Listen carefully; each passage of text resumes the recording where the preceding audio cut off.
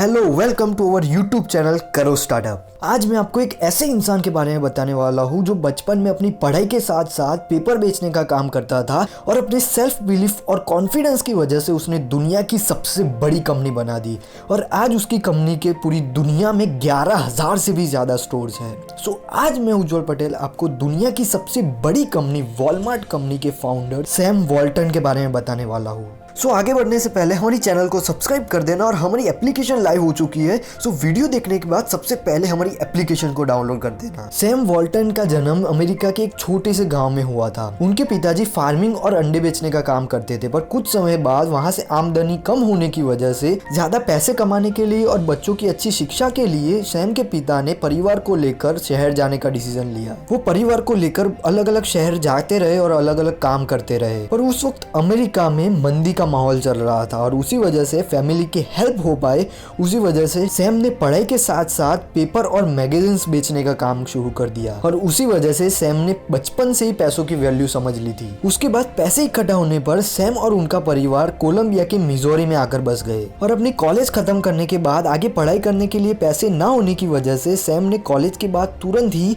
एक departmental store में as a management trainee job start कर दी। उन्होंने इस जॉब से बहुत कुछ सीखा और ये सोच लिया कि मुझे इस काम में बहुत मजा आ रहा है और उसी वजह से मैं फ्यूचर में भी अपना खुद का एक रिटेल शॉप ही ओपन करूंगा। 1943 में जब वो 25 साल के थे तब उन्होंने शादी कर ली और उसके बाद 2 साल के लिए आर्मी सर्विस के लिए चले गए और वापस आने के बाद वो रिटेलिंग में ही जाना चाहते थे और उसी वजह से उन्होंने बेन फ्रैंकलिन नाम का एक डिपार्टमेंटल स्टोर खरीद लिया क्योंकि वो स्टोर बहुत लॉस में जा रहा था और उसी वजह से उसका मालिक उसको बेचना चाहता था। पर सैम के पास $5,000 ही थे और स्टोर की कीमत $25,000 थी और उसी वजह से सैम ने $20,000 उनके फादर इन लॉ से उधार लिए। सैम नया बिजनेस करने के लिए इतने एक्साइटेड थे कि उन्होंने स्टोर कितना प्रॉफिट में है या कितना लॉस कर रहा है वो भी चेक नहीं किया। सैम को अपने आप पे बहुत ज्यादा विश्वास था और उसी वजह से उन्होंने बहुत सारी बुक्स पढ़ी, बहुत सारी ट्रेनिंग्स ली और अपने कॉम्पिटिटर्स के स्टोर को रेगुलरली विजिट करके बहुत सारी स्ट्रेटजीज सीखी और उन्होंने उन सभी स्ट्रेटजीज को अपने स्टोर में इंप्लीमेंट किया और जिससे उनको स्टोर को बहुत ज्यादा प्रॉफिट हुआ। जैसे कि वो एक पेन को 80 सेंट्स में खरीदते हैं और उसको $1.20 में बेच रहे हैं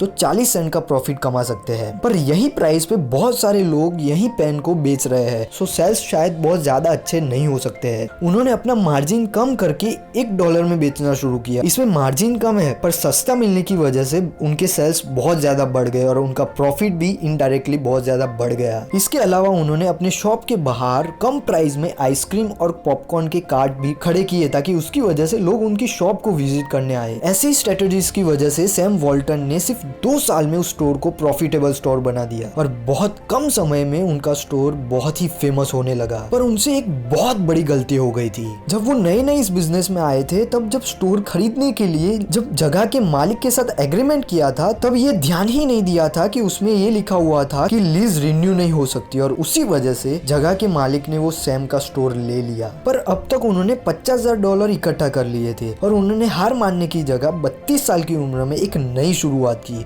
और उन्होंने बेन फ्रैंकलिन स्टोर की एक नई फ्रेंचाइजी खरीद ली और उसके बाद धीरे धीरे उन्होंने बेन फ्रैंकलिन स्टोर के बहुत सारे फ्रेंचाइजीज खरीद ली और धीरे धीरे उसको सक्सेसफुल भी बनाया। उस समय सैम ने जितने भी स्टोर्स खरीदे थे वो वैरायटी स्टोर्स थे जो एक ही छत के नीचे डिफरेंट टाइप्स के प्रोडक्ट बेचते थे। पर उस समय डिस्काउंट स्टोर्स जैसे नए तरह के स्टोर्स ओपन हो रहे थे जिसमें वैरायटी के साथ साथ बहुत ही ज्यादा डिस्काउंट पे अलग अलग प्रोडक्ट्स मिलते थे और सैम इनको देखकर जान गए थे कि यही फ्यूचर हो सकता है और उसी वजह से सैम ने अलग अलग डिस्काउंट स्टोर ओपन करने का सोचा और उन्होंने उसके लिए अपने फ्रेंचाइज ओनर बेन फ्रैंकलिन के साथ बात की और अपना फ्यूचरिस्टिक आइडिया बताया, पर बेन फ्रैंकलिन ने उनको साफ साफ मना कर दिया। उसके बाद वो बहुत सारे लोगों से मिले पर उनके आइडिया को सब ने मना बोल दिया। अब सैम के पास 2 ही रास्ते थे, जिसमें सबसे पहला था कि वो जो करते आ रहे वही काम करते रहे और अपने सपने को भूल जाए और दूसरा ये था कि वो खुद डिस्काउंट स्टोर ओपन कर ले और उसी वजह से उन्होंने अपना पहला डिस्काउंटर स्टोर 1962 में ओपन किया जिसका नाम वॉलमार्ट रखा और वॉलमार्ट के बोर्ड पे सैम ने 2 लाइंस लिखी और उसी प्रिंसिपल्स पे वो काम कर रहे थे।